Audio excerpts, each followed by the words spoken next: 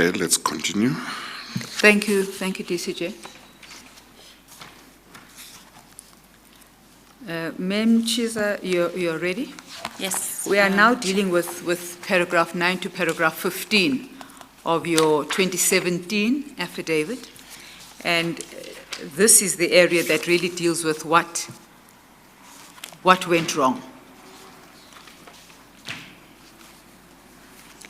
Now, you have told us at paragraph 9 that certain concerns were raised by your panel, by the NAP. Please take the chairman through those concerns. Please articulate your response. If you note, that's not captured in the record. Okay. I think she asked you a question and you nodded. Oh, Yeah, thank you, Chair. you need to say what your response is. Thank you, Chair. Yeah. Can I repeat the question, Repeat the Chair? question, yeah. Thank you. Ma'am, in paragraph 9, you explained that certain concerns were raised by the panel that you chair. Is that correct? That's correct, Chair. Could you please take the chairman through those concerns? Chair, as I explained, when the plan is presented by the province and a project of this magnitude is presented, and as I indicated, the panel was quite excited about it. We had already received a presentation that said the work has already started in terms of construction. So the panel just wanted to check all the technical issues to say, was the feasibility concluded? Was it positive? Is water rights in place? And is there enough water? Has the quality been confirmed? And all these responses were responded to positively. That is when you asked them during the process. The NAP process. Yes. We were also quite excited that the project is going to benefit 100 beneficiaries. And because the province had also indicated that some will be milking, we also wanted to understand the content around the logistical arrangement of collecting the milk and bringing it to the facility. So we understood that there will be production that happens off-site in those farmers' lands, as well as what is happening within the facility. Because all that documentation was not with us, we then concluded by saying that we need to be provided with a list of beneficiaries, and we must also be, the province must keep records like your feasibility study, your business plan ready for as and when it's needed. Can I just probe that one aspect? So when they came to see you and make application for the Cusp grant, they did not have the list of beneficiaries? Yes. They did not have a feasibility study Yes. that they shared with you. They did not have a business plan that they shared with you. Yes. And they did not have any, they couldn't give you any indication that the EIAs had been concluded, those applications had been concluded? Chair, the documentation was not part of the presentation, but all these questions which were asked by the panel were responded to positively. I remember with the water, they had said the application was already done with the Department of Water Affairs. So we were comfortable to let it go because in terms of the technical steps that needed to be done, the province had actually indicated that they had already started or concluded some of these processes, which included completion of a feasibility study, which is positive, the application of water rights, which has already been lodged, the EIA, which was concluded, and so on. Yes, thank you. On the strength of what they said to you, you were then prepared to give them a grant of 53 million rand. Yes. Then the province came requesting for 53 million from Cusp and 22 million from Ilema Litsema. And we felt if you approve 75 million all at once is actually too heavy on the intention of the grant. So we only approved the 53 million that we said we will be able to recommend for approval to the Director General. 53. 53 million. Yeah. And we then declined the 22 million because it was actually going to affect negatively the drive of Fetsatlala program, because that money was earmarked for Fetsatlala, which is food massification, as I had indicated. This presentation that the province came to make to this panel, as I understand your affidavit, that's a presentation aimed at complying with the requirements Of the Division of Revenue Act. Yes. And your panel would be the one that would approve or That will would it satisfy recommend? itself that we can recommend for approval. Yes, and, Yes. and the actual decision to approve would be made by whom? The actual decision for approval would be made by the Director General. So when Yes. the panel concludes, I will then develop a submission Yes, and pull all the documentation with the final national business plan, which I would have compiled, yes. and present to the Director General for approval. Yes. Yes. But now you say that, as I understand the position, the team from the province that made this presentation did not bring along certain documentation. Yes, Chair. Yes. Was that normal? Yes. Was it normal that people can come for that presentation and leave out what may be important documents? Because I would imagine the business plan would be an important document. Yes. And water rights documents would be important documents. Yes, Chair. Like I said, Cusp was a Schedule 4 conditional grant at the time, which means it was meant to supplement equitable share. So the province's plan, which is a plan to develop farmers, would then be the one that is presented to the panel for approval, which would then signal key projects which then would be driven, and for what purpose would your money now be used for. And in this instance, because this was a mega request on one project, although it benefited 100 beneficiaries at the time, the technical experts, which are the members of the panel, would then want to delve deeper into understanding how far has the province gone in developing the plan towards its implementation. But And hence we requested that all that documentation be kept safe for as and when it is required.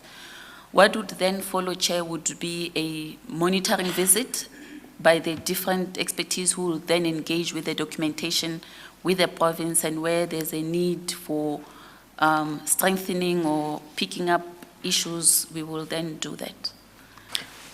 Well, my expectation, and I thought that's what emerges from your affidavit, but you must tell me if my expectation doesn't accord with the procedures and practices of or prescripts of the department.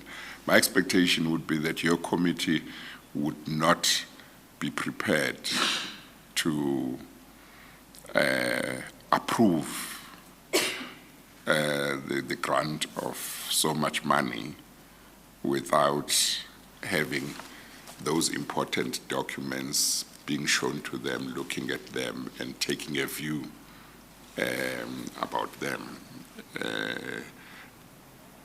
Am I mistaken?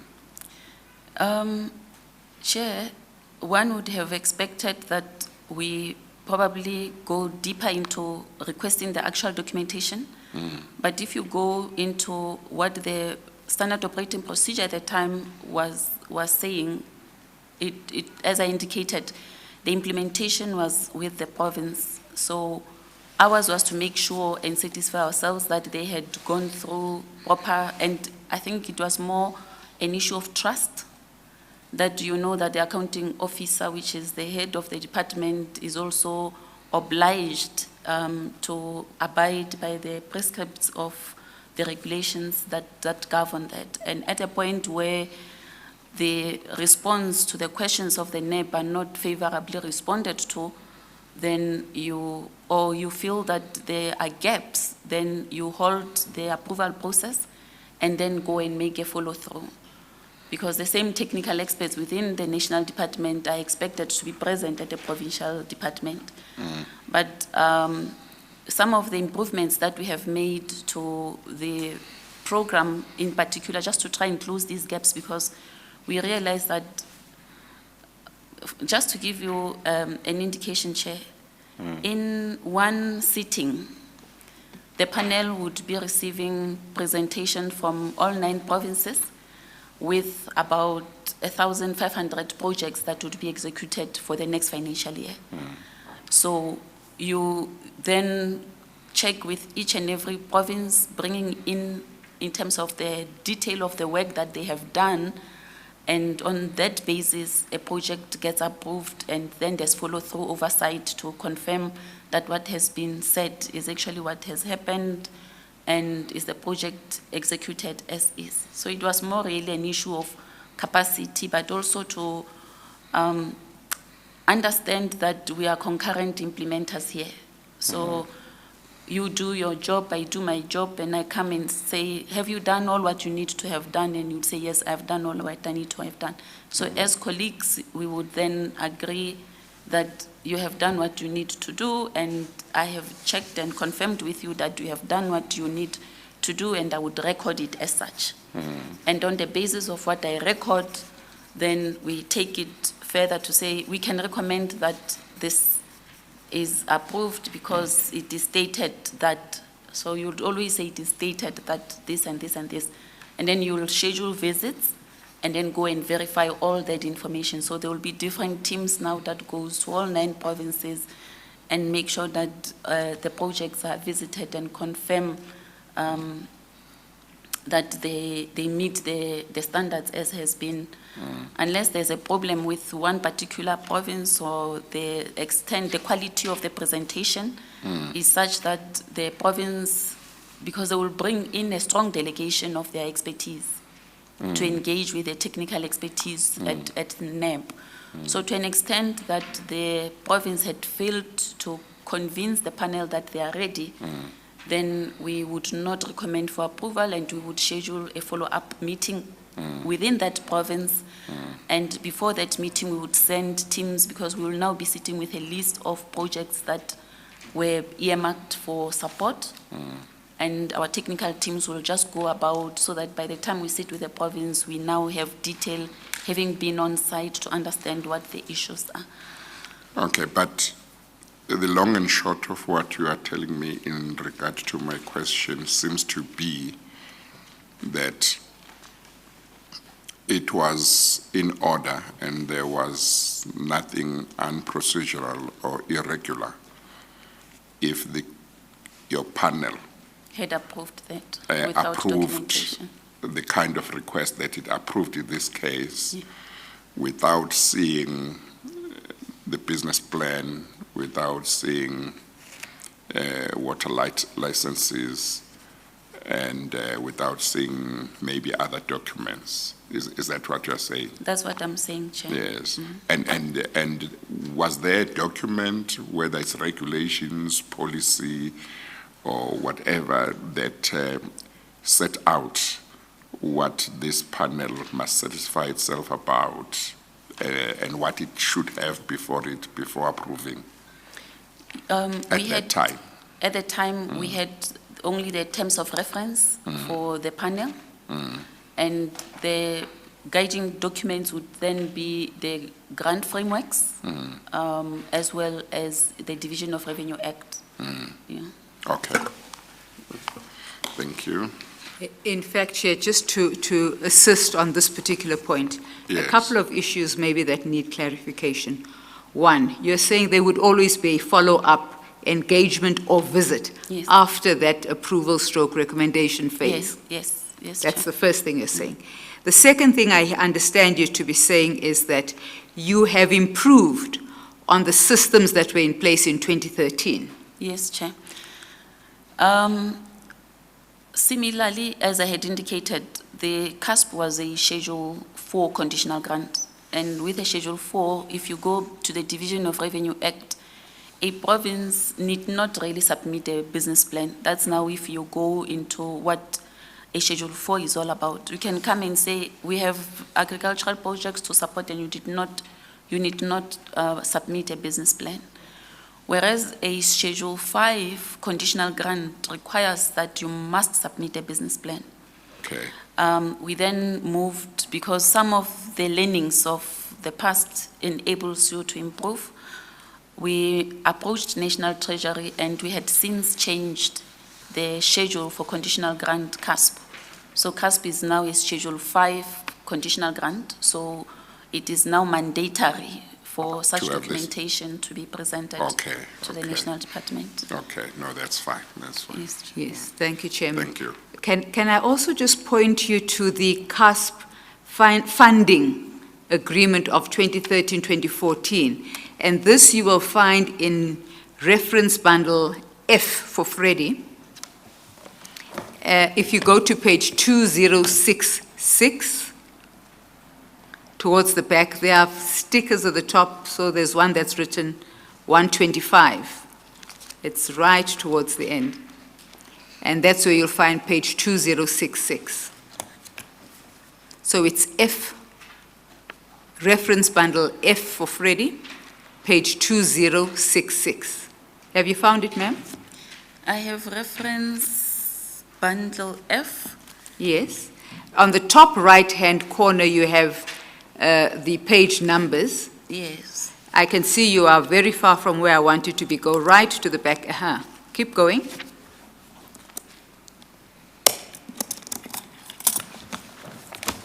You should find 2066 closer to where you are now. 2066. Yes, ma'am. Okay.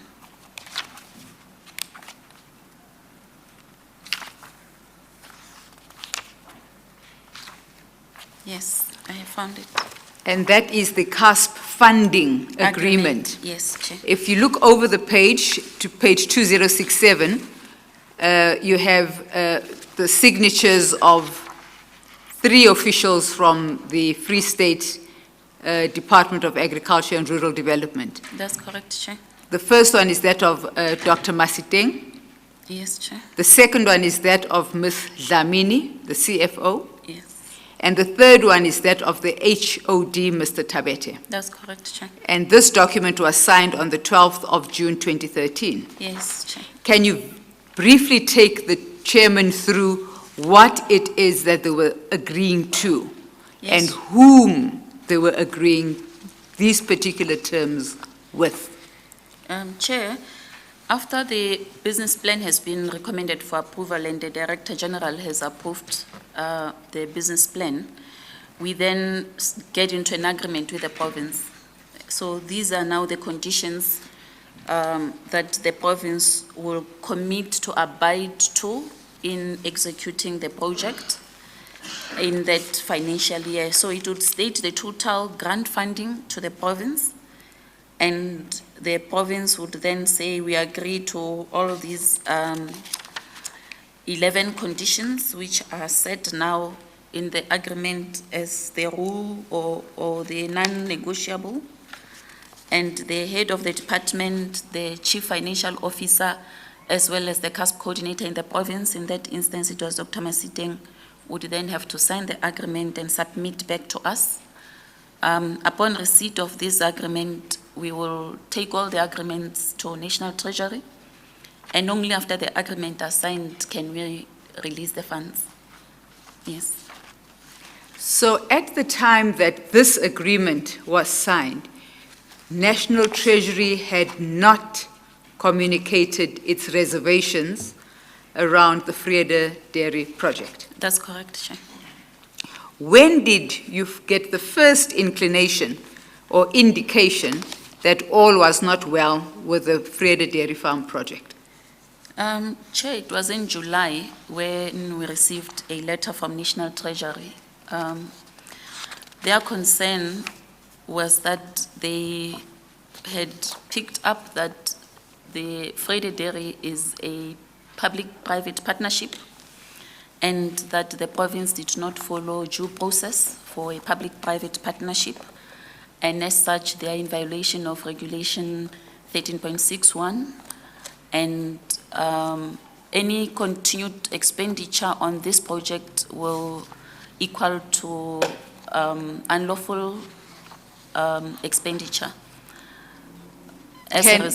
Continue. As a result, they are requesting that we should withhold the conditional grants. The Division of Revenue Act does allow, in terms of withholding of conditional grants, that process can be initiated by National Treasury or by the transferring officer. And there are conditions through which you can do that. And one of them is if there's any violation to any Treasury regulations or yes. Thank you, Chair. Can I point you to the same reference bundle, but this time to page 2063, exactly where you were, but this time it's a couple of pages before the last one you looked at, 2063. Yes, Chair. Is this the letter you referred to, dated, it's not very clear, but it's June 2013, certainly? Yes, it's the same letter, Chair, which was received by our department, and it was dated 26 June, but the Office of the Director General received it on the 3rd of July, 2013. As evidenced by the stamp in the As top evidenced right-hand by corner. the stamp on the top, yes, Chair. Can you just give the chairman the gist of what National Treasury's reservations were as communicated to your department? As in the letter, Chair, it's actually paragraph 2. The nature of the arrangement was that a PPP, as I had explained, has been entered into by the department, but the department had failed to follow due process, which means that it should have registered the PPP with Treasury and also inform relevant Treasury that the expertise exists within the private partner, which they are entering into. You then decided to go on a site visit. Yes, Chair. Please tell the chairman about that. When we received the instruction from National Treasury, the first thing you do really is to abide by the request. So according to the Division of Revenue Act, we then issue an intention to withhold the funds. But because, as I had indicated, we were sold on to the project and we really wanted to see this anchor within the Free State, particularly in the identified sites, we then sent the letter of intention to withhold to the province to say they should state this is what the National Treasury's concerns are and they should tell us why we shouldn't withhold the funds. We then received the response from the province, which then outlined all the approval by the executive authorities and all that, but it was not addressing the the fact that there was a dispute whether this is a PPP from the provincial letter that we received. So we initiated a letter back to the province requesting that to resolve this dispute, because technically we are all in agreement that this plan should be executed. We now need to meet as 4 parties to resolve this and see how best do we correct that wrong. But before that meeting, we then decided, actually, we approved on the basis of the information that was presented to us. So let's then go on site visit and go and confirm our technical facts so that by the time we meet, we know we are together with the province in forcing that the project is continuing. Did you go to Bloemfontein or did you go to Vrede? We went to Vrede and we met with the HOD, Dr. Masiteng, and the CFO and the district manager at Vrede. They were there to receive you, you say in your paragraph 11. Yes, they were there to receive us and they took us through the site inspections, and the technical team was now engaging, and it could only engage with them because the implementing partner was not there. Can I ask this question? Because you had such a high-powered delegation from your office and from the Department of Agriculture and Rural Development, was the engagement with the HOD and the coordinator and the CFO, or was it with the people who worked on the farm? It was with the HOD, the coordinator and the CFO, plus the project manager who was on site at the time, and the district manager, I think she was also part of the meeting. So it was not with the people on the farm, because the ones who were on the farm were really the ones who were working, busy with construction. At paragraph 12, you then deal with what you established when I'm you sorry, got... Mr. Kawash, I think I missed your announcement to go back to the statement, to the affidavit. Yes, I beg your pardon. I'm Yes. in the rush, Chairman, to keep to the time Okay. I promised you. No, that's I'm being a little fine. untidy. My apologies, Chair. That's fine. We're going back to the statement, to page 6 of the statement, and it's paragraph 12 of HH 14, Chairman. Yeah. Okay. And can you just give the Chairman a sense of how you felt when as you were leaving this project, as you were leaving Freda? You set that out in paragraph 12. Chair, we found that there was work going on, and a lot of work was already done. As stipulated here, we were also taken to the site where there were cattle kept. Can you explain that? So the 351 Friesland cows were held or kept at a different site. Is this Yes. what you're saying? They were in Frede, but they were not at the construction site because there was construction. So they were kept in the field where they were grazing, and there was a vet looking after them and some headmen when we got there. Did you speak to this vet? Where, Yes. do you know where, was he from the department? We spoke to the vet. He was not from the department, Chair. He was also coming from India. Yes, A vet from India? yes, Chair. Yes. Continue. Did you speak through an interpreter, or was he quite conversant in English? He could speak English, Chair, but it was not very perfect English, but we could You could understand? understand each Okay. other.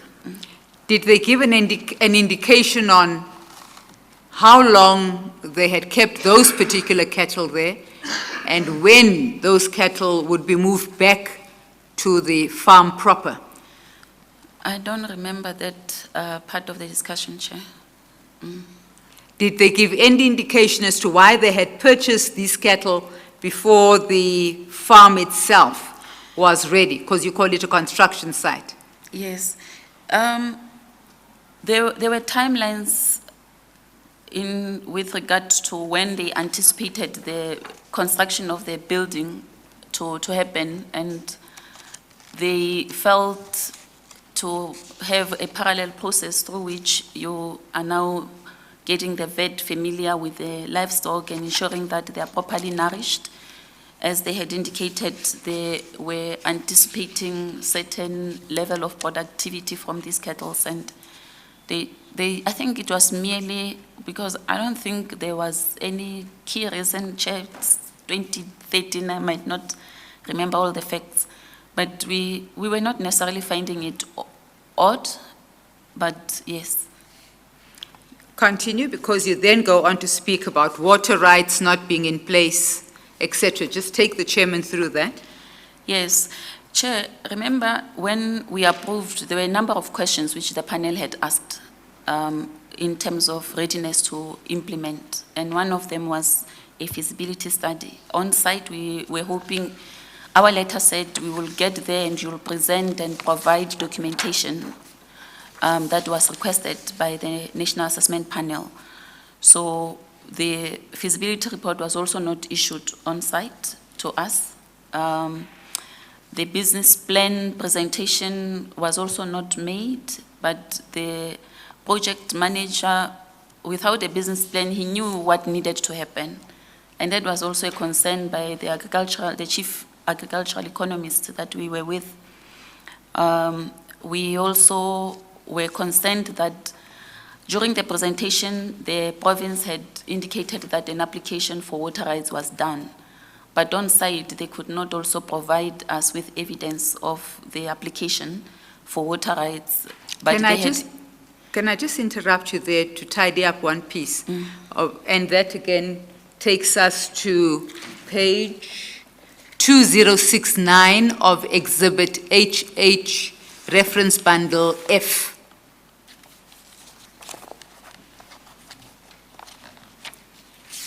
(2069) Reference Bundle F. And am I correct in saying that this is a letter that indicates that even as at the 24th of February, 2014, the application for water rights had not been concluded? According to this letter, yes, Chair. It's just a material fact that we have been debating during the hearings. Thank you. Continue. You were then going to just complete your summary of the items that were red flags for you. And there was also an indication, Chair, about the beneficiaries. So when we were on site, one of the things we mentioned was that we would have liked to interface with them so that we also get from them what they understand about what the project is all about. But in the absence of them being part of the meeting, can we be availed that list of beneficiaries? And it was also not made available to us on site. Can I again just ask you to go to the same reference bundle F?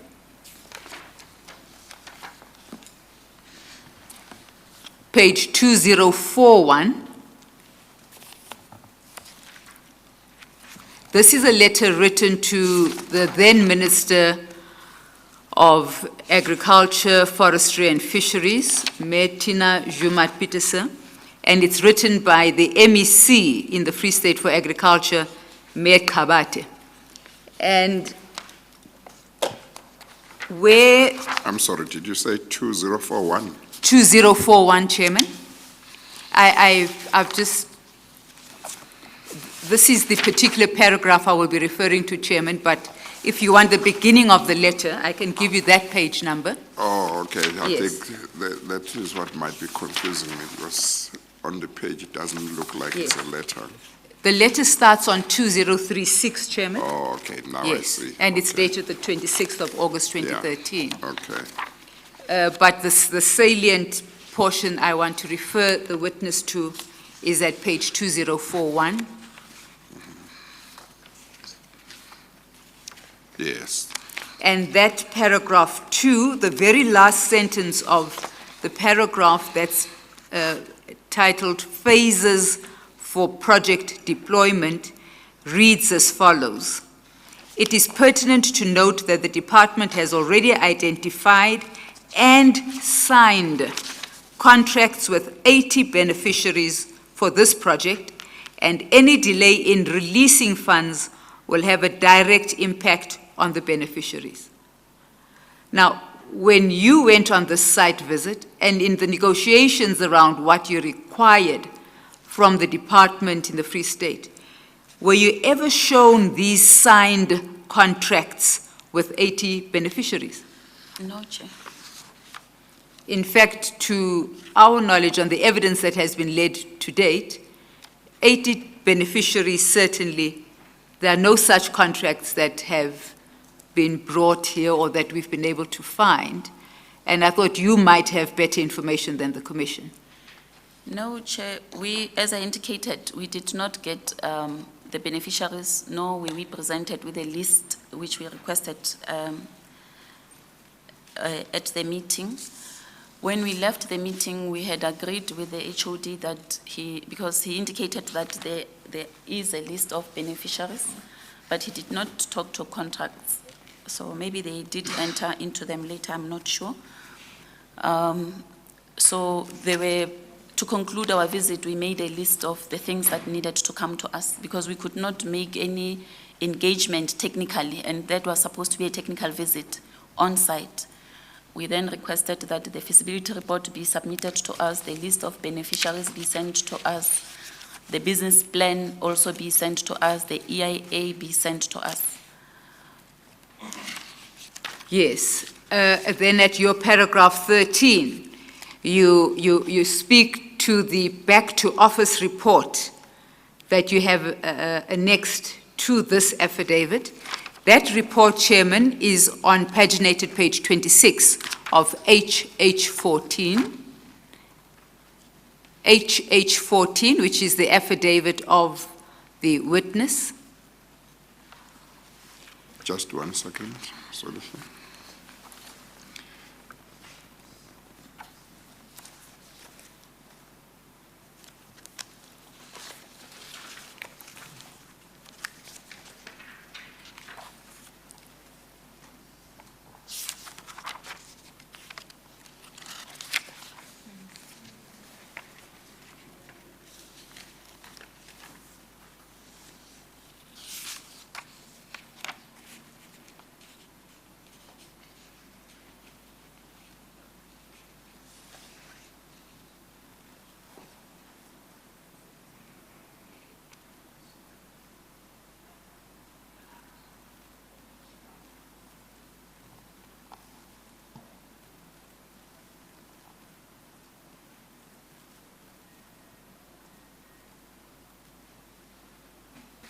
I'm sorry about that. Of course, Chairman, not a problem. So we are at paginated 7. One hand is, a couple of fingers are holding page 7, which is where paragraph 13 appears, Chairman. And then the other hand has gone to page 26, which speaks to the issues raised in paragraph 13. So we're looking at paragraph 13 on paginated page 7. We are also looking at the specific report that is referred to in paragraph 13, which is found on paginated page 26. Okay. Ma'am, can you just take the chairman through without reading the full back to office report? I think if you take the chairman through those essential recommendations that you made, which you have enumerated at paragraph 13. Chair, when we came back, the province met the deadlines of submitting the documentation that we had requested, but we only received the feasibility report and the agreement between the province and Esteana. We did not receive the business plan. The agricultural economist and our dairy expert then engaged on that documentation because we really had to make decisions and make decisions very quickly. And their concerns were that that was really not a proper feasibility study for the Friday dairy because it did not give them much content around Friday which they wanted. And they had highlighted a number of concerns with the assumptions which were made, the profitability of the entity as had been projected in the feasibility report. And just to go through to our recommendations, they then recommended that the basis through which the approval was made was false because of the documentation that came through, even the application form for water rights did not accompany. So we made an assumption being on site when the HOD told us that he's meeting with the Department of Water the next day from our meeting, that would only be the time that they are going to be making the application. So we recommended that because the basis through which we made the approval was false, the province must now conduct a proper feasibility study for the project. And also that feasibility study will then inform a proper business plan, that they must conclude on the applications for water rights. And because there was some indication of livestock that might, and we wouldn't know whether in the business execution. There would be some change in breed, given that you have an international entity which is Paras at the time, that is going to bring some of its intellect into how milk should be produced, because as was indicated by these experts, the quantities which were projected in that plan were too ambitious and not even achieved by the high-performing dairy producers in the country. That the province must conduct also a biological impact study. And also for these reasons, therefore, we cannot confidently continue with funding the project, because we believe technically all technical processes were not properly followed, and the funds must therefore be withheld.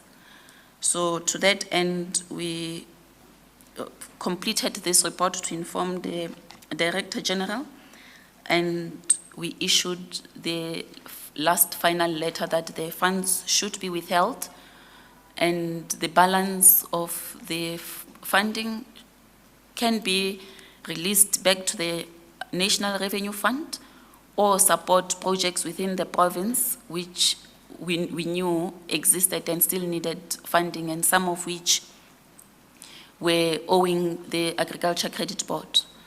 But for us to conclude whether the funds must then be redirected, we needed now detail of the projects that we identified against the balance of the fund, and we sent teams out to confirm that the work that is proposed by the province for the other projects is what should happen, and upon approval by the panel, we then rediverted the funds from Frede Dairy to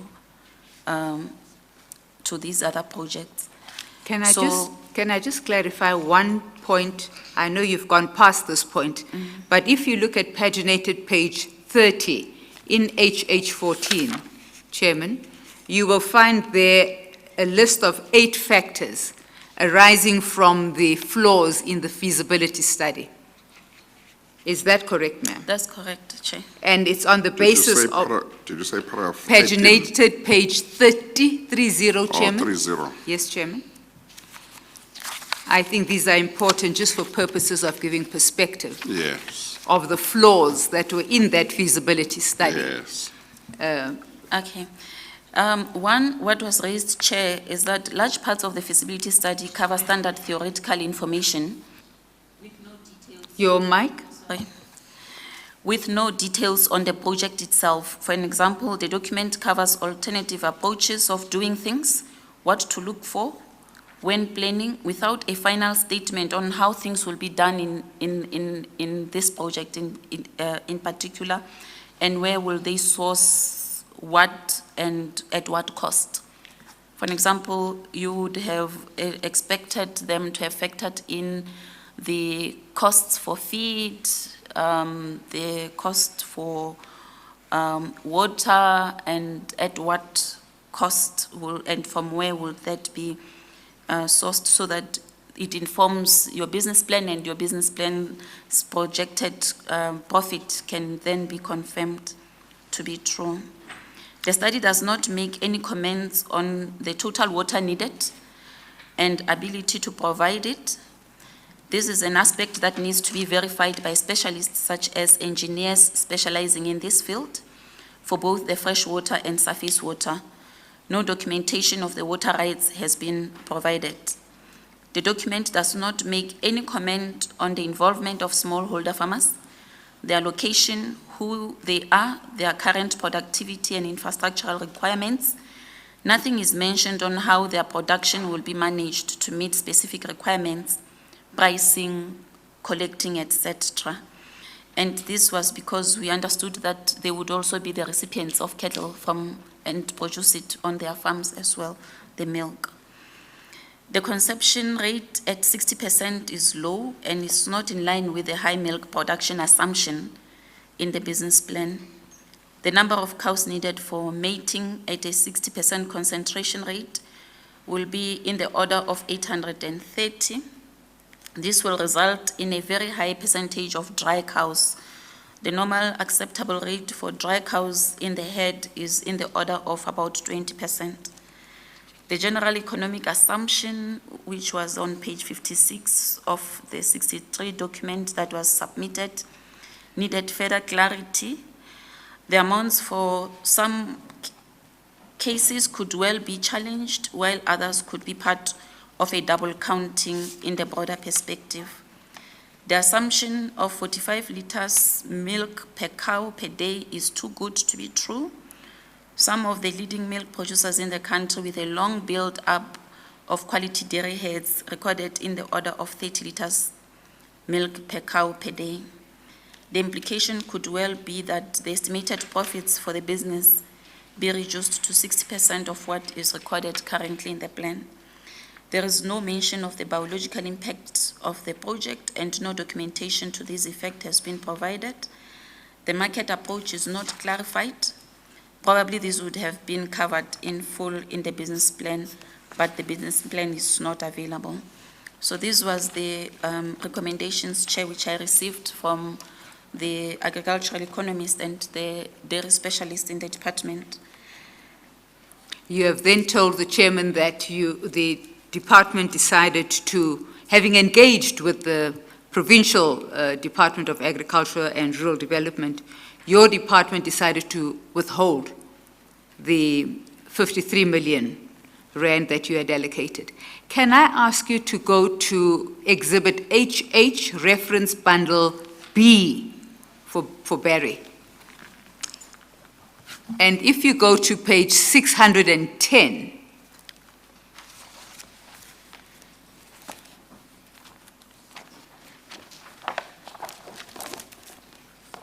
there you will find a letter that confirms what you are saying about the withdrawal of those funds. And I would like you to turn to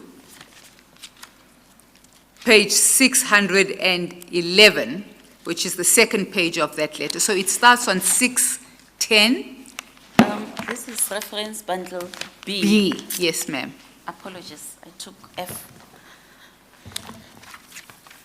So the letter starts on page 610.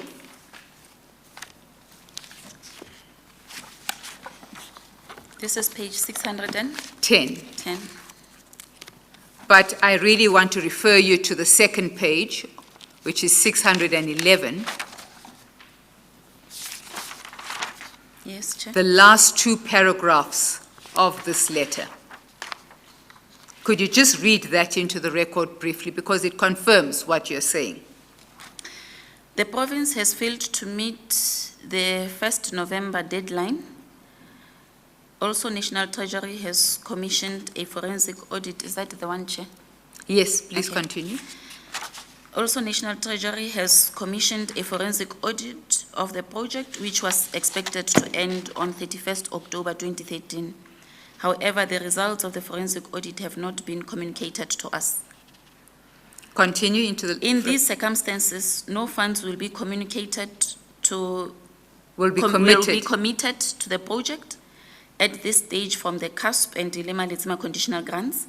The NEP meeting that was planned to recommend projects for ministerial support for the 2014-15 has been rescheduled from December 2013 to February 2014 to allow a 10-by-10 meeting between the Department of Agriculture, Forestry and Fisheries, National Treasury, Provincial Department of Agriculture, and Provincial Treasuries, which I hope you will prioritize.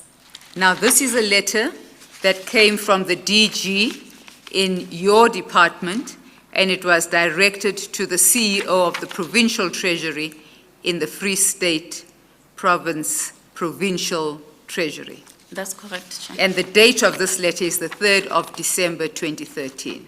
That's correct, Chair. So the apron strings were cut on this date. The money was withdrawn.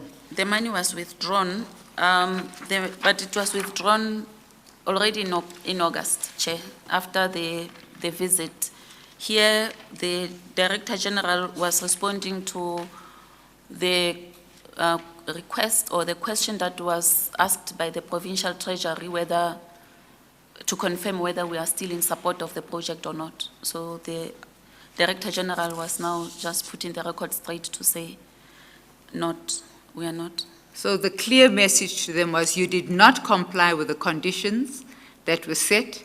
Is that correct? We asked you to correct certain matters. You did not do so by the deadline that we had given you. And for this reason, we are now going to confirm that we are not giving you this money for this financial year. That's correct, Chair. Were there any other engagements after this letter was written and after the money was withdrawn? Yes, Chair. When we wrote the back to office report, we made the report also available to the province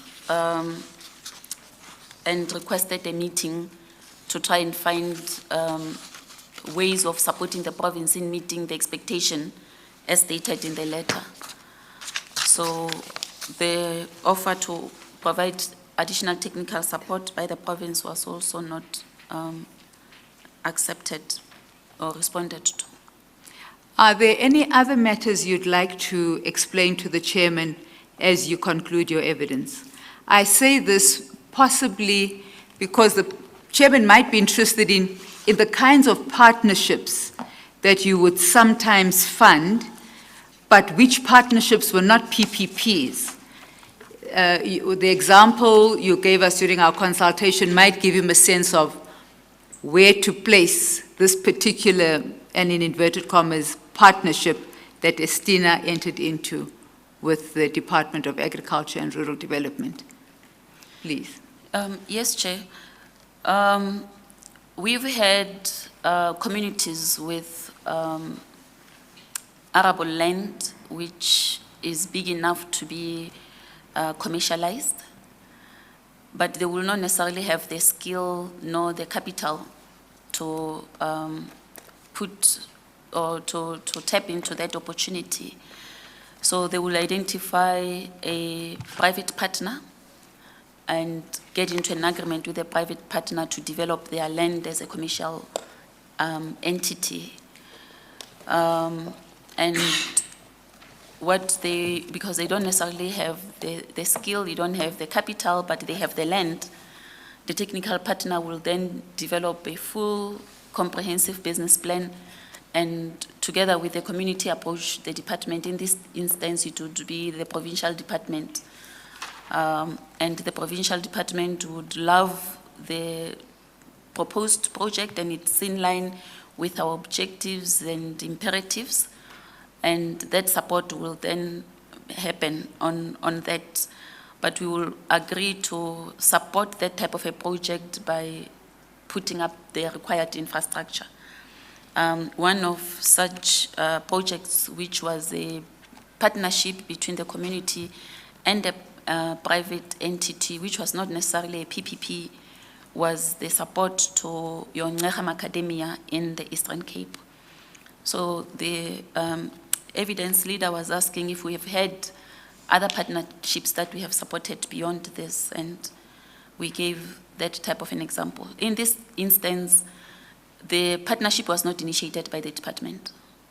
The partners came to the department to say, we have this opportunity, could you help? And the assets that you establish and the land is part of the contribution of the community.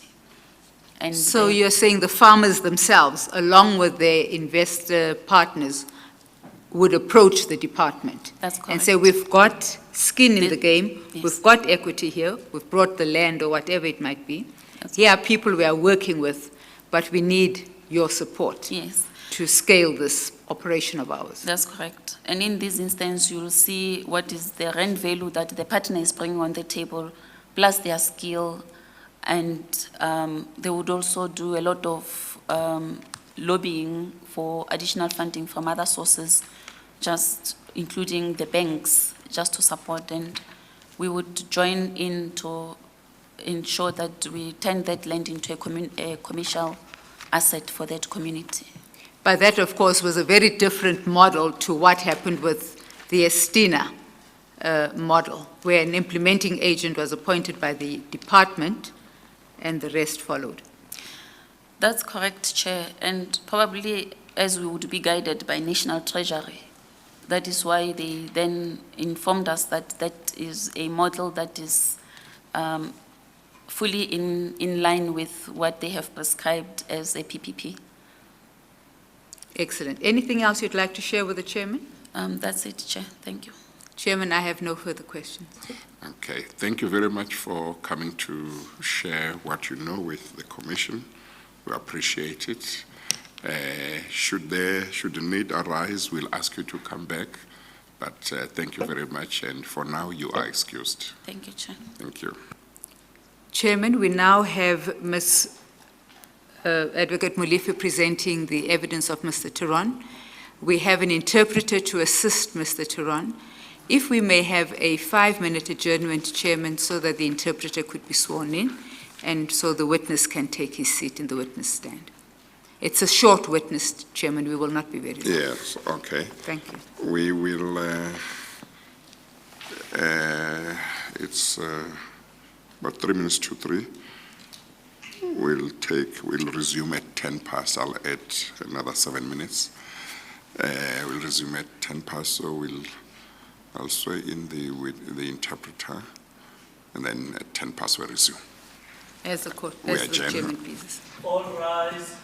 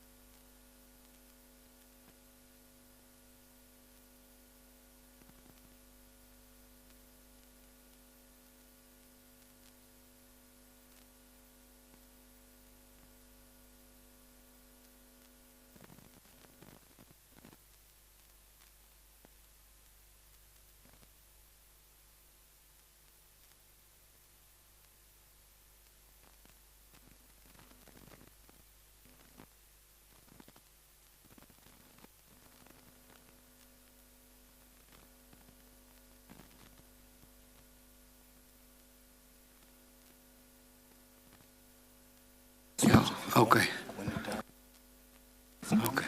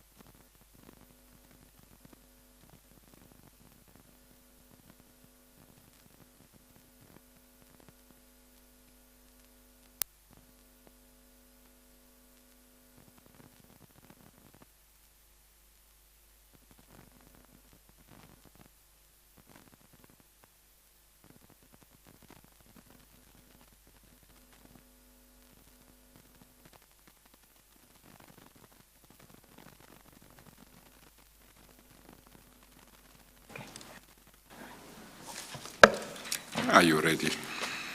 Yes, Chair, we are ready to proceed.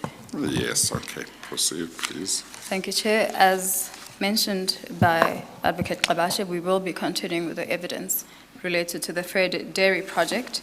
And the next witness whom we are calling is Mr. Johannes Cornelius Hermanus Theron.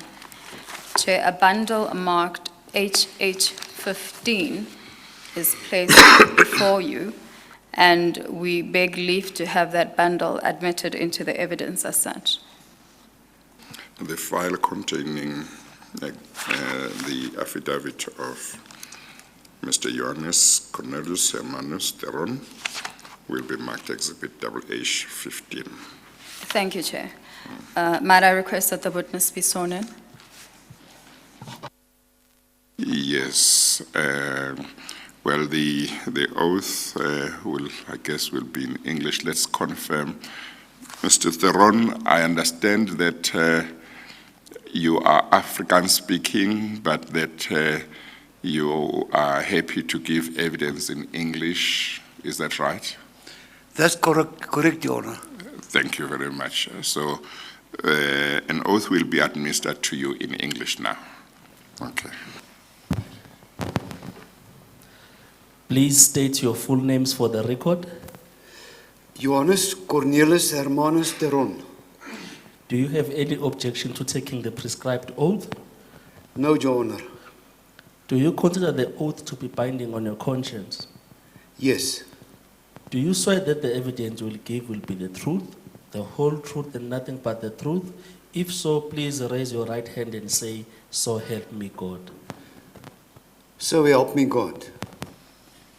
Thank you. Thank you, Chair. Yes. Mr. Theron, please refer to the bundle that is before you. It is marked HH15. Do you see it? Yes, I got it. And if you open that bundle, starting at page 1 of that document, all the way through to page 5 of that document, are you able to identify that document? Yes, I identify it. Is that your statement to the Commission? That is my statement. Yes, and if you turn to page 5 of that document,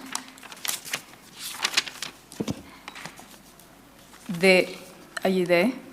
Yes. There appears a date at the bottom of that statement, the 26th of September 2019.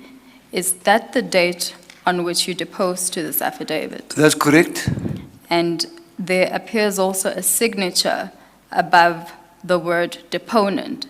Is that your signature? That is my signature. When you drafted this statement, Mr. Theron, did you understand its contents? I completely understand it. Thank you. And as I understand, You said when he drafted it, was that intentional? pardon me, Chair, I'm highly indebted. Mr. Theron, when this statement was drafted, was it read to you? Yes, it was read to me. And the contents contained in this affidavit, as we have understood, you gave evidence in Afrikaans. That's correct. The statement is in English. Yeah, Did you read the statement? I've read it. Did you understand the contents of the statement? I've understand it completely. As if we go through the statement, are there any corrections you wish to make to the statement? Yes, Chair. On page 1, there's a minor spelling mistake in my name. Just for the record, I want to correct it. It is not Cornelius, but Cornelius without the U. Please take out the U. So would Oh, yes. the correct spelling be Cornelis? That's correct. Thank you. Are there any other further corrections you wish to make? Yes, Chair. I refer to paragraphs 4, 6, 8, 9, 17 and 18. My employer's name was spelled incorrectly as Newman, but the correct spelling is Neumann. please correct it like that. Thank you, Mr. Theron. Do That's you all, now, that's all, thank you. thank you. Do you now confirm the correctness of your statement? Pardon? Do you confirm the correctness of your statement? I do? Subject to those corrections. Yes. Thank you. Mr. Theron, please tell the chair what you currently do for a living.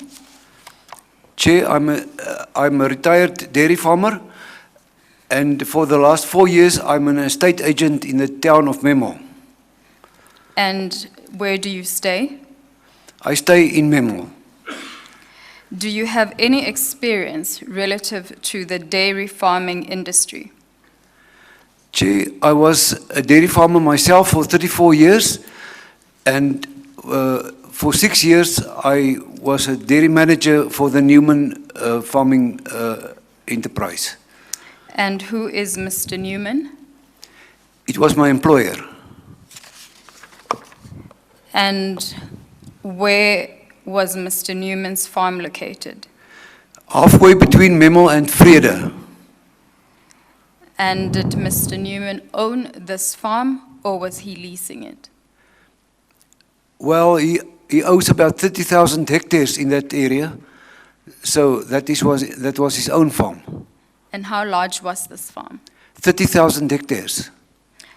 What expertise, if any, Mr. Theron, would be required in managing a dairy farm? Well, good discipline, good knowledge for feeding the cows, seeing to their health, and very important is to manage the labor. Can you repeat that again, please? To The manage? to manage the labor. And what factors would you consider to be key in a dairy farm? Well, I think the biggest factor is the bottom line, is whether you're making a profit or not. And would things such as water, irrigation be quite key in a dairy farm? Yes, water is life. Water means production of feed, which is a key element in producing milk. Yes, you can't go without water. Okay, can we then turn to page 2 of your statement, starting at paragraph 6 thereof. You narrate events that took place in or around the middle of the year 2012. Is that correct? That's correct. Can you please tell the chair what happened during this time? Chair, I was approached by my employer that we will have a visit from a delegation from the new project, Vrede Dairy project, and they wanted to see how we are doing things, because we were a model dairy farm in the Vrede area, and they wanted to see how we are doing things. And that day, there arrived about 20 people on the farm, 4 of which was from the municipality, and plus minus 16 was from the Esteana dairy company from India. Can I just go back to what you said? You said that you were informed by your employer. That's correct. Is this Mr. Newman? That's correct. And did he tell you who contacted him? No. He did not tell you? No. Okay, then you've just told the chair that on that day, there was a delegation of people who went to the farm. Which farm would this be? It was a farm of my employer, Mr. Newman, and he ordered me to show the people around of how we're doing things. And why were you requested to show people how you were doing things? Because I was acknowledged as a great expert on dairy farming due to my long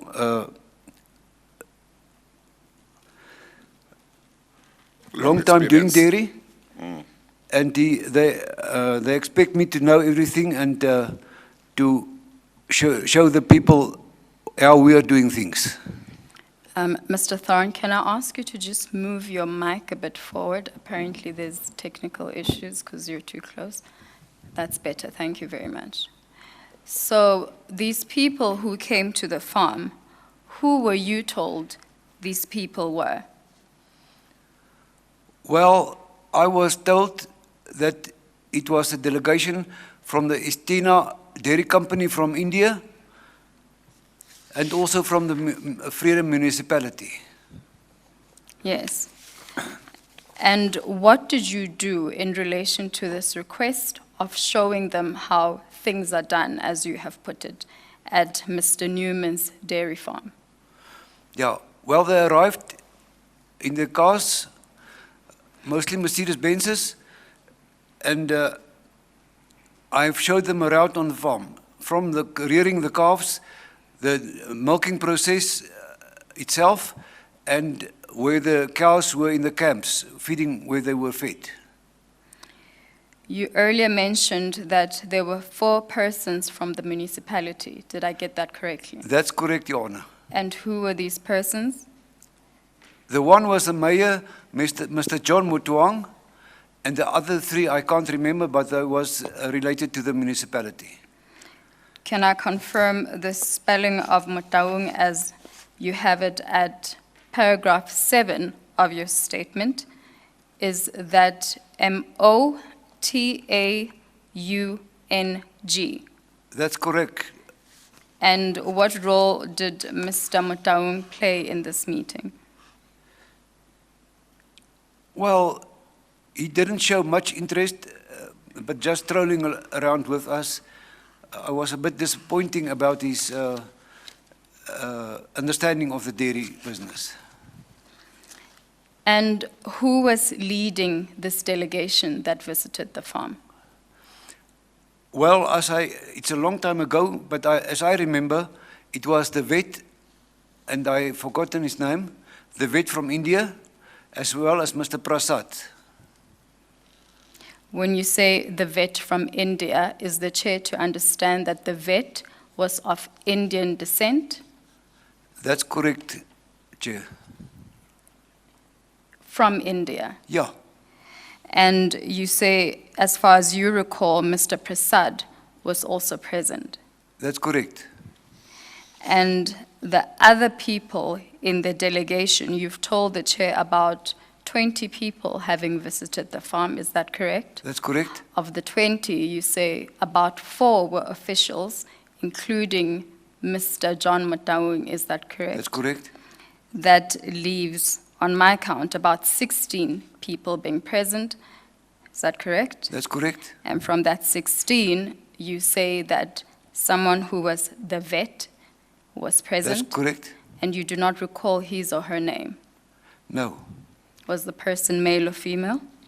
Pardon? Was the vet male or female? Male. And in addition to the vet, you say possibly Mr. Prasad. Yeah.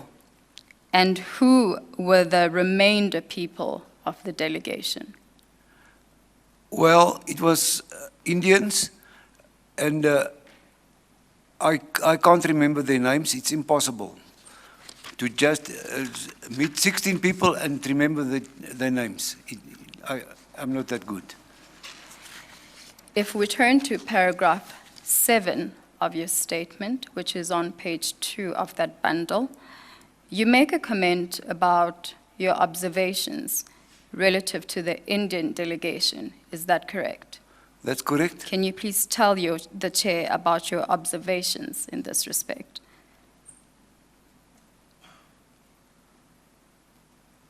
Can you repeat your question, Chair? I will do so. Are you at paragraph 7 Yeah. of your statement? You make a comment about your observation relative to the Indian delegation. Is that correct?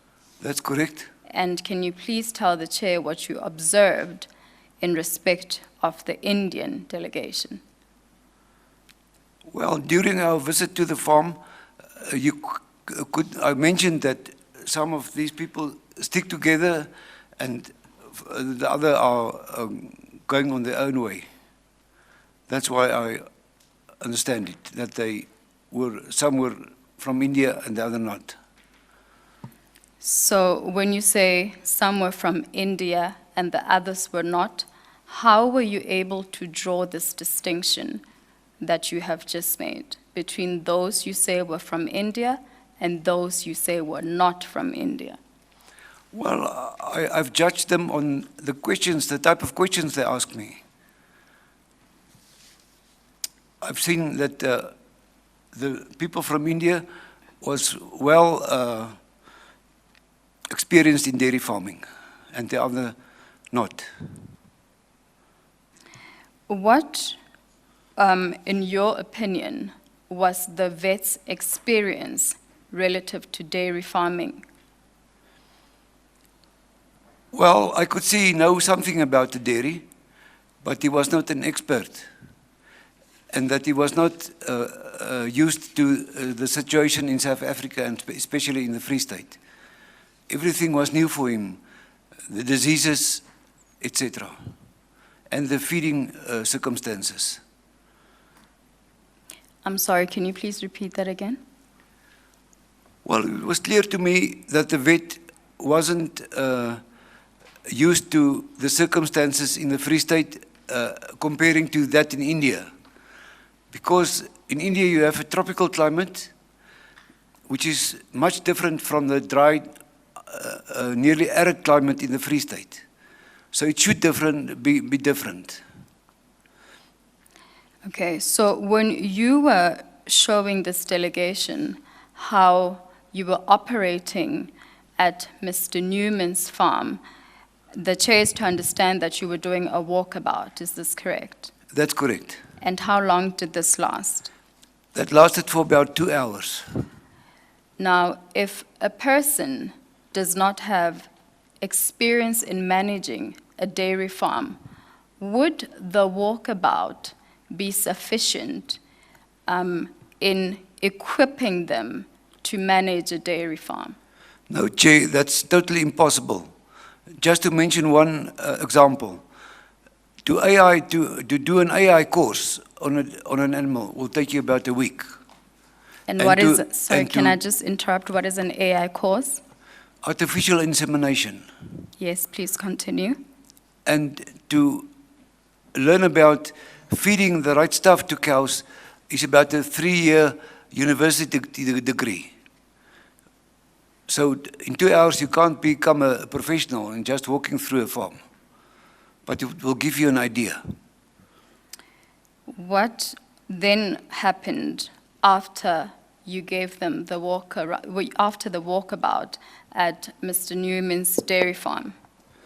Well, the delegation left, but about a month later, I was contacted by Mr. Ashok Naran, Yes. and he asked me to come to Johannesburg. They want to speak further to him, to give him further advice and consulting them in erecting this dairy project at Vrede. Can I refer you to paragraph 10 of your statement, and that appears from page 3 of that bundle. You've just told the chair that it was about a month later. Is this a month later from the visit at the farm? That's correct. And you say you were contacted by Mr. Ashok, and is the spelling there N-A-R-A-Y-A-N at paragraph 10 of your statement, the spelling of Mr. Ashok's surname? That's correct. You said he contacted you. How did he contact you? By phone. Yes. And what did he say? He told me that they want to continue with the project, but they need some expert advice in planning the whole project. When he said they, do you recall who he was referring to? Well, I was under the impression that he spoke for the Esteana group. Yes. And did he tell you where this meeting would take place? Yes, he gave me an address in Saxon World where I should meet him at 9 o'clock that morning. And did he tell you who would be attending the meeting? Yes, he told me that my employer, Mr. Newman, would also be attending. Yes. Now, if you turn again to paragraph 10 of your statement, you speak about urgency. Is that correct? Yeah, that's correct. Can you explain to the chair what this urgency you speak of was about? Chair, as I understood it, it was about the largeness of the project. I mean, 1 billion rand to be spent on a dairy project is enormous. And I think they themselves become afraid of the enormity of the project, and that's why it was so urgent. Is that what was said to you? No, that was my, Your- Assessment. afleiding. That was your assessment. Yeah, that's right. Okay. Yes. So Mr. Narayan calls you and he asks you to meet him in Johannesburg, and he says that this meeting will take place in Saxonwold. Is that That's correct? correct. Did he say where in Saxonwold? Yes, they gave me a street address. I can't remember the address anymore. Yes. So after this conversation over the phone with Mr. Narayan, what then happened? Well, I reported it to my employer that they invited me to go there, and he said me that he want to go with me. Yes. And we discussed the project between us, and we thought, yes, as a boer says, when it rains pap, you must skep. Just repeat that. Please just repeat that. As a boer said, as a saying, when it rains pap, you must skep. Okay. We realized the enormity of this project and thought, now we can sell our cows at a huge price. It was an opportunity. Yeah. Okay. Yes.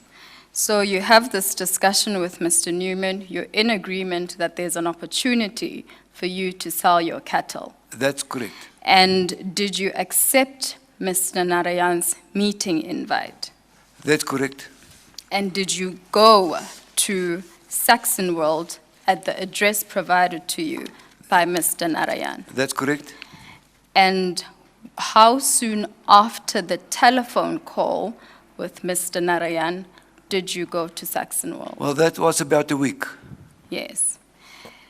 Can you recall whether the property at which this meeting was to take place was an office or a residential property? No, I wasn't aware whether it was either of them, but when I arrived there, I see that it was the residential property. Yes. And what happened when you arrived at the property? Well, I never in my life have seen such security. At the gate as well in the parking area. When I stopped, there was 3 guards escorting me to the house. Yes. And were they expecting you? Yes, they took me straight to Mr. Ashok, Narajan.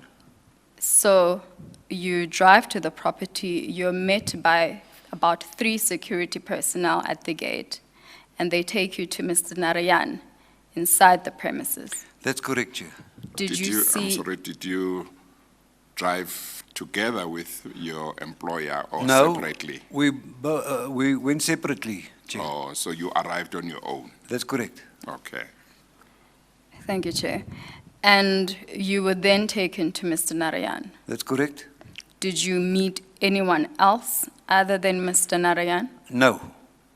Did you know whose property the meeting at which you had gone belonged? Well, we wasn't informed, but at that stage I thought it would be a property of Esteana, Yes. because that's the only name whichever was mentioned to me. Yes. So you Did then. you say you were not informed Yeah, of which property it was. No, I of wasn't. whose property it was? You were No, not Chair. informed? No. Okay, but you thought it must be Esteana's. Esteana's, Yeah. okay. Thank you, Chair.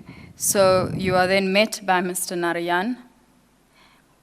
Has Mr. Newman arrived at this point? Well, he arrived about an hour later. Okay, so what then happens after you are met by Mr. Narayan? Well, we tried to identify the purpose of the meeting or the agenda, and because we can't give advice if we don't know how the things sticking into each other. And then Mr. Ashok Narajan told us that he was a sort of mediator between Esteana, the Vrede Municipality, and the Department of Agriculture of the Free State. And that he pertinently told us that Mr. Ace Makashula was involved, and that was a key project for him to be pushed through. Now, And it should succeed. yes, is that what he said? Yes. Now, just at the outset of this meeting, what was your understanding of Mr. Narayan's role in respect of Esteana?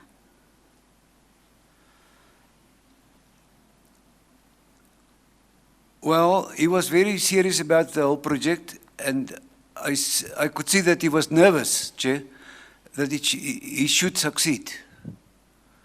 Yes. I think the question is whether you were able to tell what his role was in Esteana, whether he was a manager of Esteana, a director. No, he or was what it was. just a representative, Your Honor. Just a representative? Yes. Okay. But a mediator between the three major role players in this whole project. Okay, all right. So you did not understand him to be part of Esteana, but you understood him to be from outside Esteana, but appointed as a representative of Esteana. That's correct, Chair. Okay. You also made mention of your understanding of Mr. Narayan's role, and I use the word mediator in quoting you. Now, in relation to Mr. Ace Makashule, what was your understanding of Mr. Narayan's relationship with Mr. Makashule? Well, Chair, I came under the impression that Mr. Narajan was very nervous every time we talk about Mr. Ace Makashule. And he wasn't able to put all the cards on the table. He kept them close to his breast. So, and that makes us a bit suspicious about the whole project.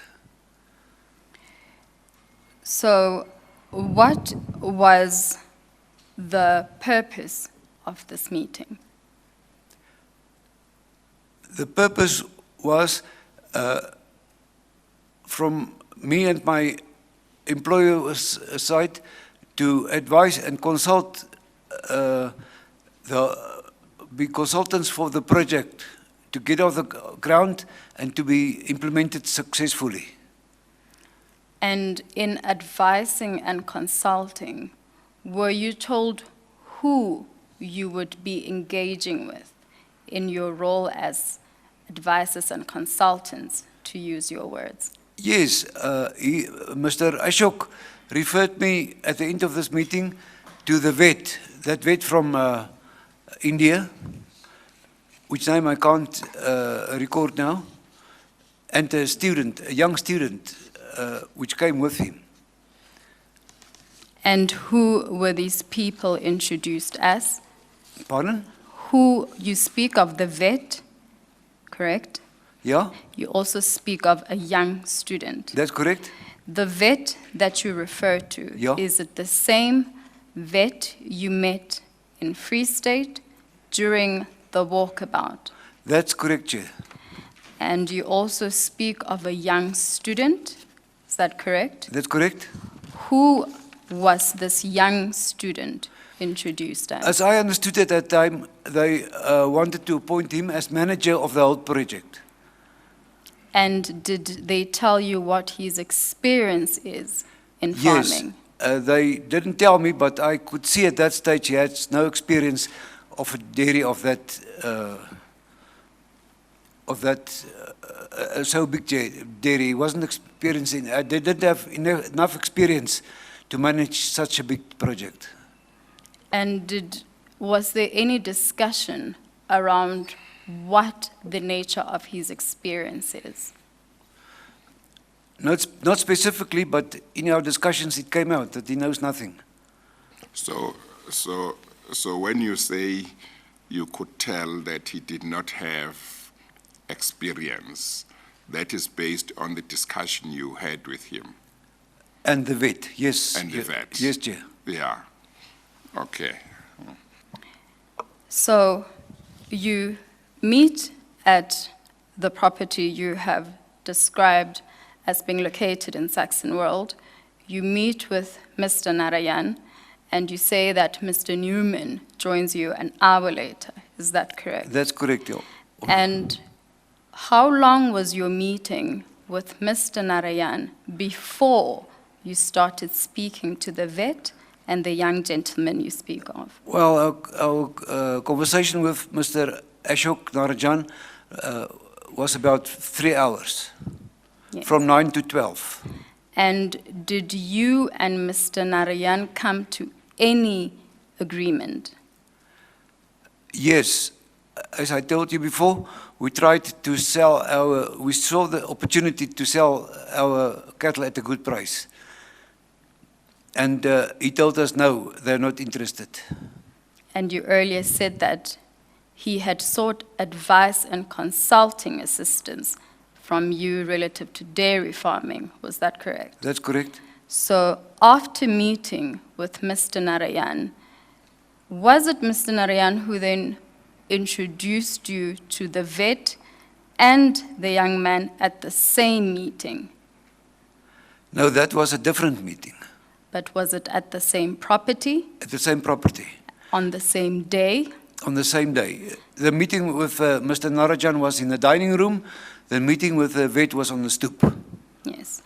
And what did you discuss between yourself and the vet, as well as the young gentleman who you say you were told would be managing the dairy farm? Yeah, they told us they want to milk 1,000 cows. So they asked me what structure they should need to milk 1,000 cows, what the feed, how much feed they need, how the fodder flow should look, and what diseases are in the area, which they should be aware of.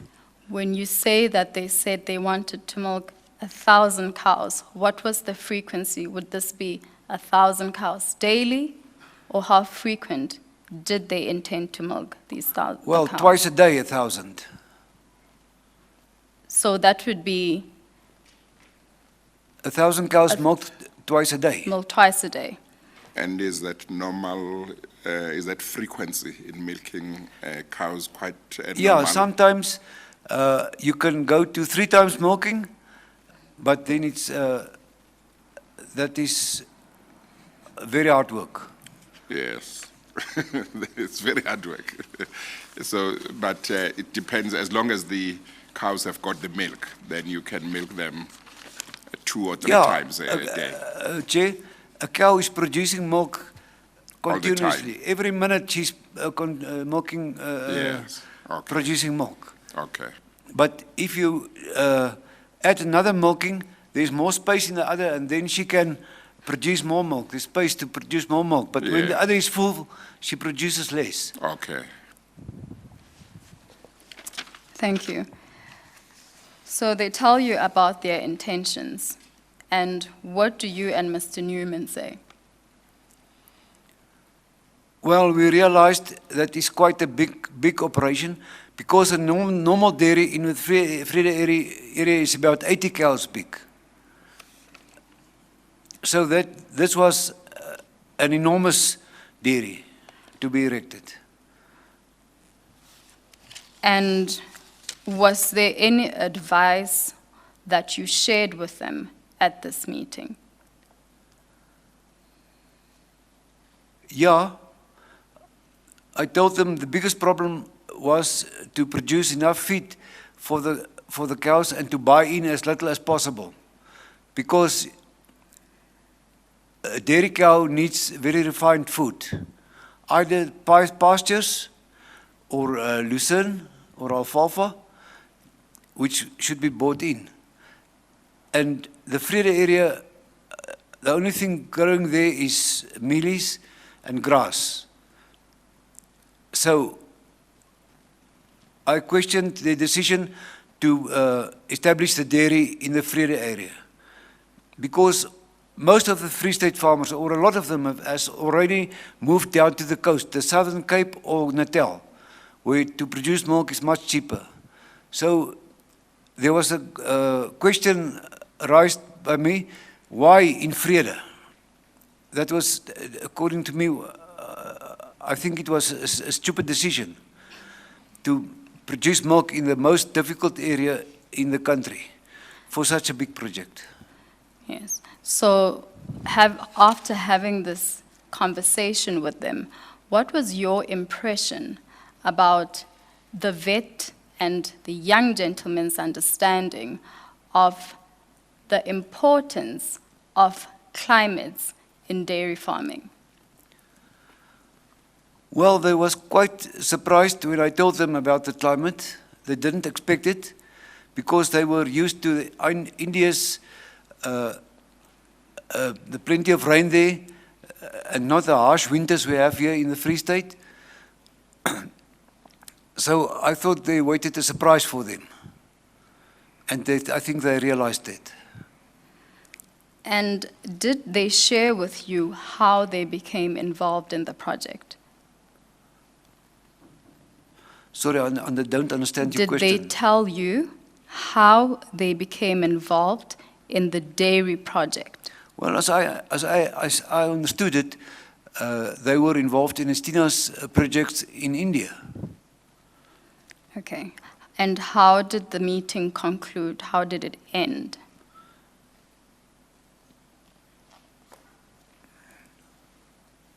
Well, after I told them about the diseases in the area, we covered about everything about in the management of the dairy, and they were satisfied, and we concluded it.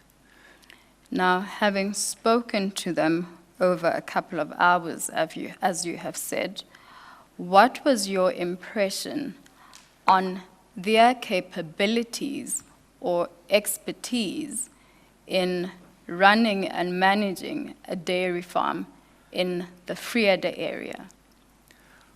Well, I realized that they was in for a big surprise. Okay. And I was proved right, because a lot of the animals died after they bought in, about 6 months after they bought in quite expensive animals and good animals. They start dying due to diseases they didn't understand. Yes. So still at this meeting in Saxon World, you've had a discussion with Mr. Narayan. You've also had a discussion with the vet as well as a young Indian man. Did you meet anyone else at the property? No, that was only people. Did you then leave after your meeting? Yes, but as agreed with Mr. Ashok, he paid me for consulting fees as well as for my traveling fees. And when did you agree with Mr. Narayan on these fees?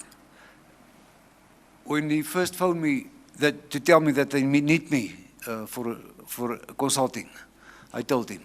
And then we agreed about around the amount. Yes. So when he invited you to come to this meeting, Mr. Narayan told you that the purpose was for him to consult you on matters relating to this project. He told you? Yes, that's correct, Chair. Yes. And why did he say why he needed your employer to be there as well? No, he didn't tell He me didn't that. say, but No. he said your employer would come along as Yeah, well. that's correct. But in the discussion that you had with your employer, after this, the two of you realized that there could be an opportunity to sell your own cattle to them. That's correct. Yes. Now, the discussions that happened between you and Mr. Naran at this residence, did it involve your employer throughout after he had arrived, or was there some discussion before he arrived and he just joined in on the way? No, he joined in from the beginning of the meeting. So you did not start the meeting, that is you and Mr. Narayan, immediately after you had arrived? Because you said your employer came about an hour later. That's correct? So you did not start discussing, you waited for him? No. You No, did not no, wait? No, Chair. You did not start? Well, we started having tea. You talked, but not Yeah. the real stuff, That's right. not the real business. The serious meeting starts when my employer arrived. Yes. Okay, but basically the meeting was used for Mr. Narayan to get advice on various aspects of the project and running a dairy in Friede. Yeah, that's correct. Yes. Okay, all right. Thank you, Chair. Mr. Taran, you earlier made mention to an amount of 1 billion rand, is that correct? That's correct. Where do you get this amount from? At that meeting, where me and my employer was attended, Mr. Ashok Narajan told us, because we asked him, where will the money come from for this project? But what was the sense in discussing it if there's no money available? And he confirmed to us that Esteana will put down 300 million and 700 million will come from the government for the project. Yes. And at paragraph 14 of your statement on page 3, you give your opinion on or share your views on this amount of 1 billion rand. Can you please tell the Chair about your views in this respect? Yeah, Chair, 1 billion rand is a lot of money. And at that time, around 2012, a lot of dairy farmers went out of production because it was no more profitable. And to put down a dairy and starting off a dairy was to amount of 30 million rand, about, more or less. So we couldn't understand why, what the motive of Esteana was and the whole group. Was it to produce milk, to get milk, or was it to put emerging farmers on the ground? If it was to produce milk, this was the wrong option and too expensive. They rather could fund existing dairy farmers, commercial farmers, to get the milk, if that was their motive. So I don't think they were quite sure of their own motives. Then, from paragraph 17 and 18 of your statement, as appears at page 4 of the bundle, you set out what appears to be you and Mr. Newman's interest in the project. You have earlier, is that correct? You have earlier told the Chair that you saw an opportunity to sell cattle to Esteana. Is that correct? That's correct, And Chair. at what cost were you anticipating to sell cattle to Esteana? Well, at that time, the going price of dairy cattle was about 8,000 rand, depending on the quality. But we thought we could go up there, maybe we could get 12,000 rand a cow. That you would sell it for 12,000 rand a cow. Yeah, we at that stage we thought that was a good price. I understood you to say that the cows that you intended to sell were selling at approximately 8,000 at that time. Is that correct? That's correct, but we aimed for a bit more. Oh, I see. It was raining. Yeah. It was raining. Thank you, Chair. Thank you. And at paragraph 18 of your statement, still on the same page, you then speak to the supply of plant and dairy plant, pardon me, and equipment. Is that correct? That's correct. Can you please tell the Chair what it is you set out in that respect?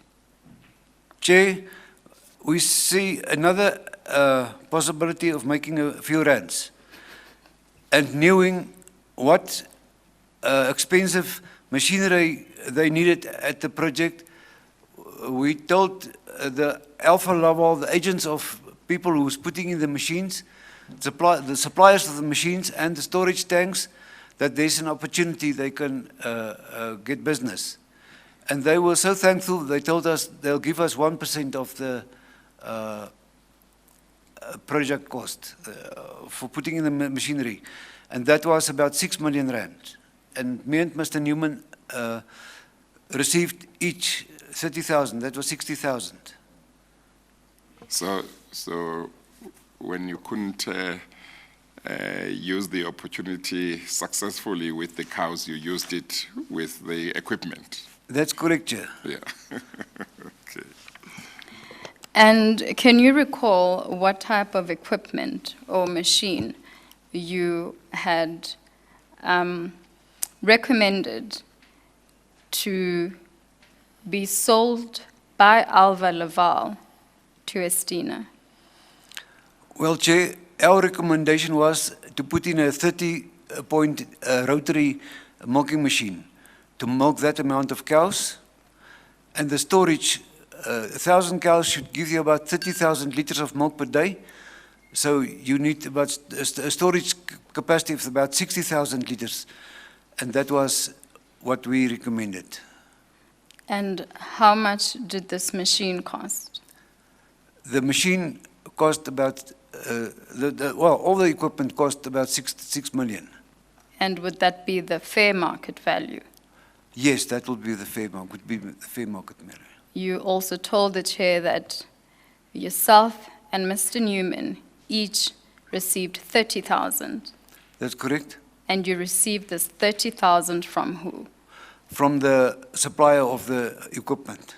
And is one to understand this to be in relation to recommending them to Esteana Yeah, that's correct. as a spotters fee? Yeah, that's correct. Right.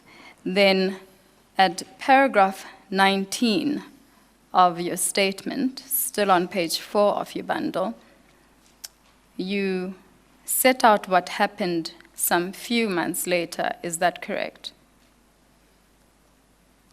Yeah, that's correct. Please tell the Chair what happened.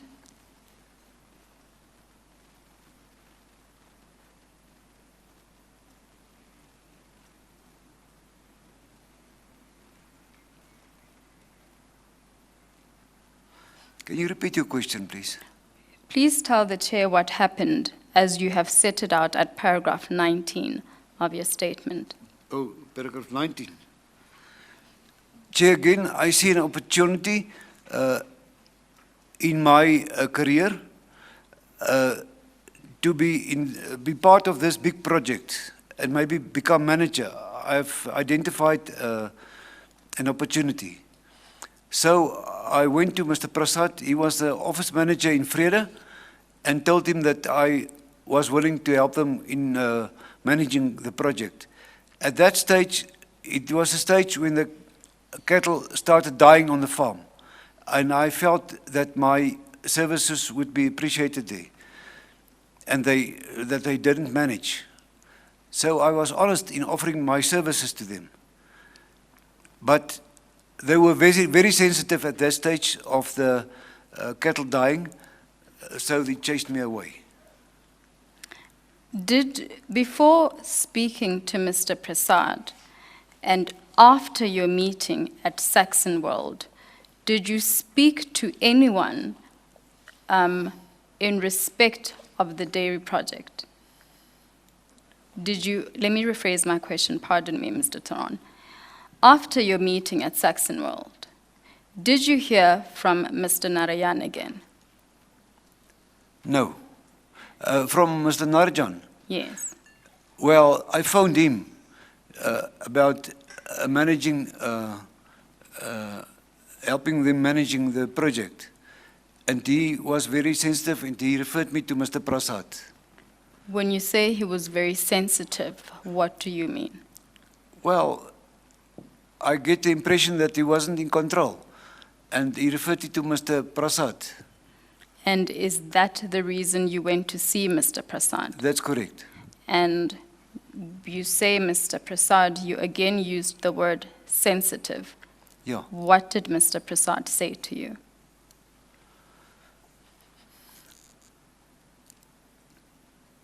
No, just closed the door in my face. He was very harsh to me. Yes. And you've just told the chair that this was during the time when the cattle started dying. That's correct. Then at paragraph 20 of your statement, in fact, before moving on to paragraph 20, did you do anything else in relation to the Frede Dairy project? No, I didn't do anything else. Then if we move to paragraph 20 of your statement, that's on page 5, you speak about Mr. John Motaung, is that correct? That's correct. What is it that you're telling the chair about Mr. John Motaung? Chair, in Frede, it was general knowledge, or as they say, down the grapevine, you get the information.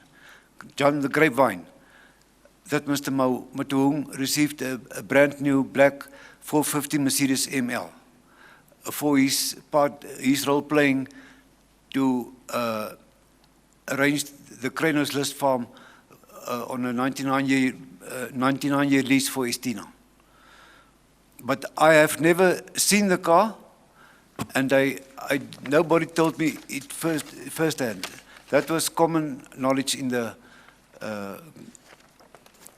discussions in town. So you don't have personal knowledge No. of that? No. Then the last So issue. it was a rumor. Pardon? Was it a rumor? Yeah. Thank you, Chair. Then the last issue that you have dealt with in your statement relates to the termination of the lease of Mr. Newman's farm, and that you deal with at paragraph 8 of your statement. So you might just have to turn a few pages back. That's page 2.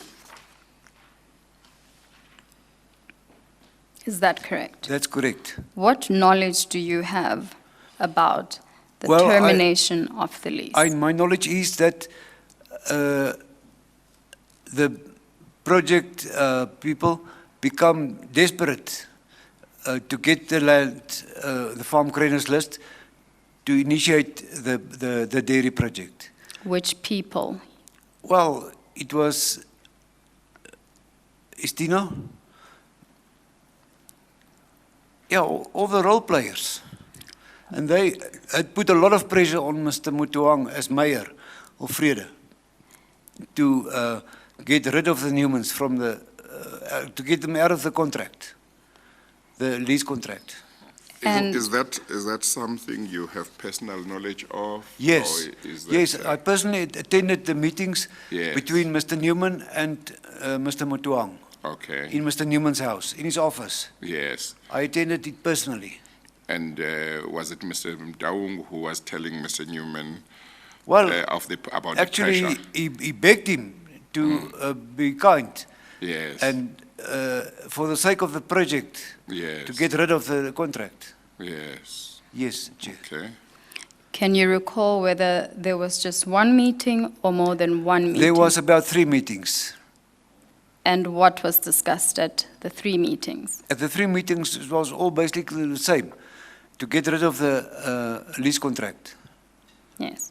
And what knowledge do you have about the subsequent termination of the lease? Well, actually, I don't understand your question. After those meetings, Yeah. do you know what then eventually happened? Well, Did my Mr. employer Newton- was sympathetic against the project, and he said, well, he let go his contract and cancelled the contract. Yes. Did he say anything about how he would be compensated by the municipality or anybody for No, losing Mr. out, Newman I'm didn't. sorry, for losing out on the balance of the period of the lease? No, he didn't insist on any compensation. It did not insist on No, any? no. Oh, okay, That was just a gesture of goodwill. okay, okay. Thank you, Mr. Turan. Is there anything else you wish to bring to the chair's attention about this project? No, I think this was like tapping blood out of a stone. There's nothing else I can mention. Thank you, Mr. Turan. Chair, we have no further questions for Mr. Turan. Thank you. You said you said this was a stupid project to be done in Friede. Just elaborate on that. Tell me why you say that. Well, Chair, lots of farmers stopped the dairy operations in the Free State, from Helbron right through Vrede, Harrismith, Bethlehem, Vicksburg, because it wasn't paying anymore. It was too expensive to produce food for the cattle here, and the milk price was too low. The ratio from milk price and food price there wasn't right. So they're moving down to the coastal areas, Natal and Southern Cape, Tsitsikamma. And there they survive and making huge successes. So that was making me raising my eyebrows. So, is the reason why you say it was not wise to have this project in Friede simply that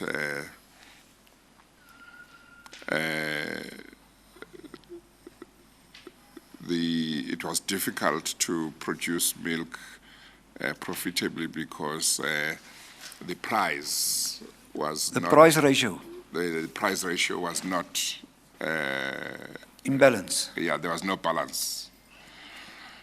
Mr. Tabete, who was the head of the Department of Agriculture in the Free State government at the time, I don't know if you ever met him, you know of him? No.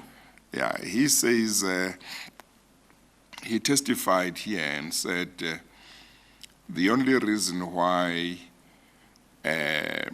other farmers had moved out of Friede or had stopped producing milk in that place, in that area, was that there was a problem with the transporting milk, the costs, and he mentioned the price as well. Maybe that's the balance you are talking about, that there was no balance between Input cost and, the cost and what you get. that's right. Yes, but he said they thought they would address that problem by the intervention of government. Because, you see, he was saying, in effect, if you are a farmer, you are producing milk, and there is this challenge of the transport costs and the price, and you are on your own, that might be difficult. But if you are going to, if government is going to come in and assist you in one way or another, you might be able to continue. What do you say to that?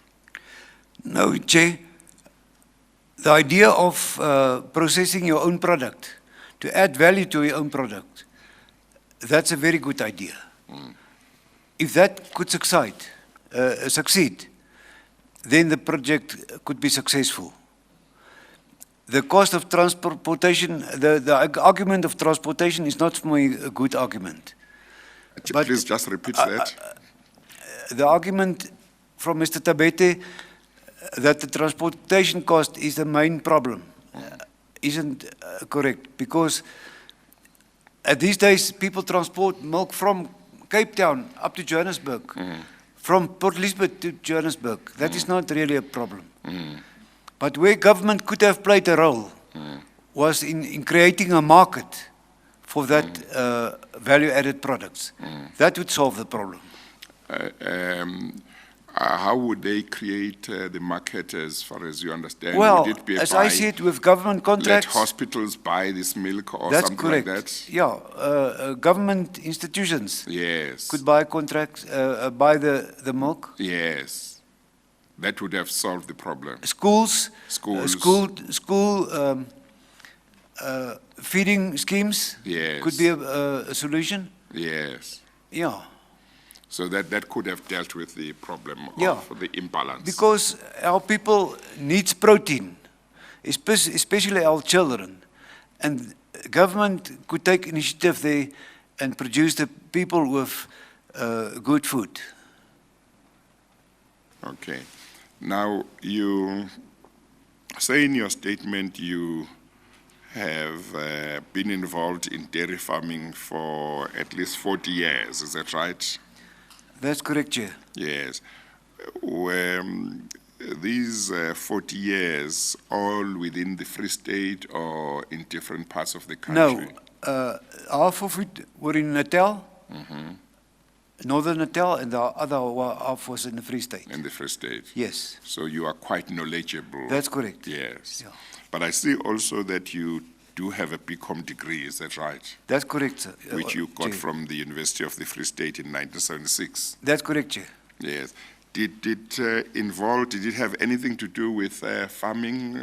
Yes, Uh-huh. I've done agricultural economics as one of my Yes. subjects. Yes. Yeah. Okay, okay. No, thank you very much. Ms. Molefe, is there anything? No, Chair, Nothing, there's okay. nothing, thank you.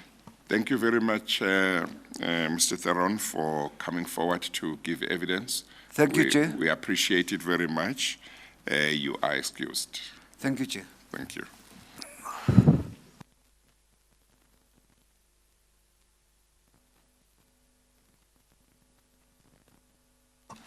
Thank you, Chairman.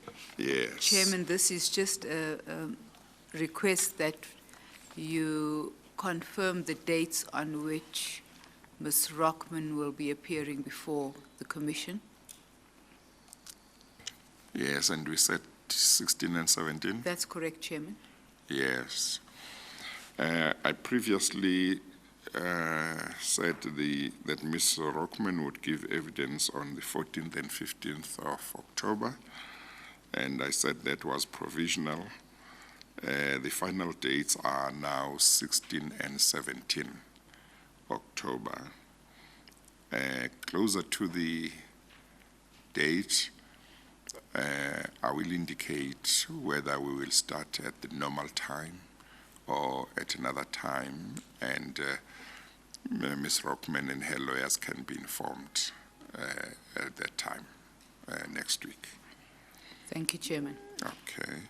And then Mr. Tabete? All indications, Chairman, are that the 28th of October is the preferred date. Yes. Ms. Buthelezi has been trying to Yes. sort that out for us while we've been here. And Yes. that's what she has texted Oh, back to us. so should we confirm it now, or there is I still think some we should discussion? wait, Chairman. And then maybe tomorrow, And possibly, or as late- soon as possible. yes, sir. Yes, okay, all right. That concludes what we need to deal with today. Yeah? It does, Chairman. Yes. And then I can discuss with you in chambers something relating to Denel. Certainly, Chairman. Otherwise, we'll adjourn. Tomorrow, we'll start at normal time.